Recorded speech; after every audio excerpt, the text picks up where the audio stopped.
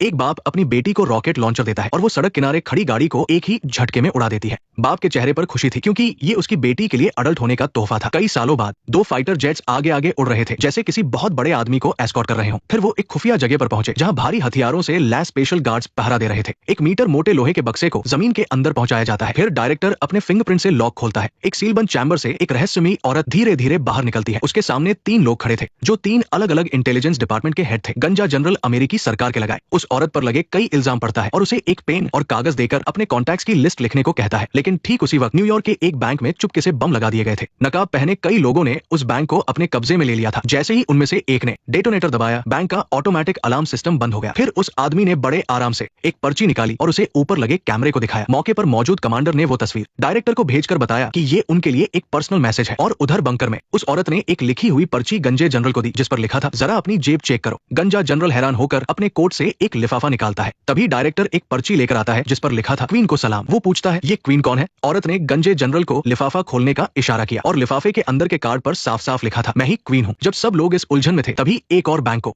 नकाबपोश लोगों ने लूट लिया। पुलिस फौरन मौके पर पहुंची। पूरे न्यूयॉर्क में 1 घंटे के अंदर 2 बैंक लूटने वाले लोग ज्यादा नहीं थे। ऑफिसर मारिया तुरंत समझ गई कि ये किसका काम है। ये जेल के एक शानदार प्रेसिडेंशियल स्वीट में हुआ था। एक बड़े ड्रग डीलर को फोन आया। मारिया ने उससे पूछा, क्या ये तुमने किया है? उस आदमी ने टीवी देखते हुए कहा कि उसके बस की बात नहीं है, लेकिन अगर उसने नहीं किया तो और कौन हो सकता है? दोनों ने एक ही आदमी के बारे में सोचा और वो थी मशहूर हथियार डीलर स्नो वाइट। उसने फौरन इस बात की खबर ऊपर दी। मारिया पहले भी उससे मिल चुकी थी और जानती थी कि वो सिर्फ बैंक लूटने के लिए इतना बड़ा तमाशा नहीं करेगी। इसके पीछे जरूर कोई बड़ी साजिश है। उसने शहर के सभी 700 से ज्यादा बैंकों में सिक्योरिटी बढ़ाने का सुझाव दिया, लेकिन उसके सीनियर को लगा कि वो पागल हो गई है और ये बस एक छोटी मोटी घटना है। लेकिन मारिया ऐसा नहीं मानती थी। वो सर्विस सेंटर पहुंची क्योंकि अगर इसे कंट्रोल कर लिया गया तो सभी 700 बैंकों का ट्रांसफर सिस्टम बंद हो जाएगा। उसे यकीन था कि दुश्मन यहाँ जरूर आएगा। लेकिन जैसे ही वो बिल्डिंग के नीचे पहुंची, 2 लोग तेजी से बिल्डिंग के पास आए। लुटेरों ने शीशे पर एक नोट छोड़ा था जिस पर लिखा था, तुमने सही अंदाजा लगाया। अब मारिया को पूरा यकीन हो गया था कि ये उसी लेडी डॉन का काम है। इसके बाद तीसरे और चौथे बैंक में भी डाका पड़ा, पर लुटेरों को पैसों में कोई दिलचस्पी नहीं थी। लगता है मामला उतना सीधा नहीं है जितना दिख रहा है। तभी मारिया को उसके सीनियर का फोन आया।